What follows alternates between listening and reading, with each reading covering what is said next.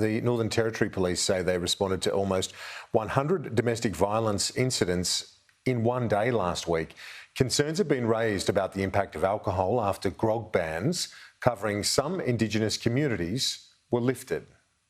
At a Darwin shopping centre, more than 500 people marched to end domestic violence. Australian governments have pledged to end this scourge within a generation, but in the Northern Territory, that goal seems optimistic.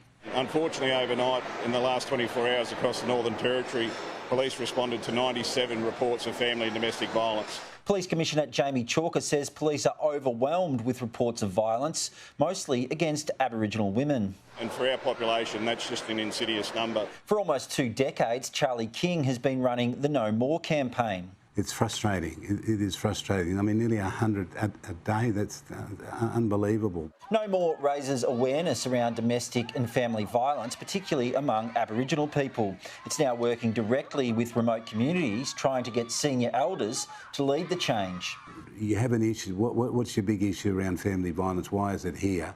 Get them to talk through that and then say, what do you want to do about it and who do you think here on this community can actually do that?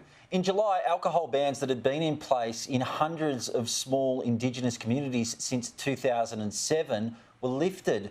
Last week, a Senate committee heard there'd been a sharp increase in alcohol-related violence in the 5 months since. It's present generally 70 to 80% of the time. It's incumbent on all of us to try and make sure that our women and children in particular are safe.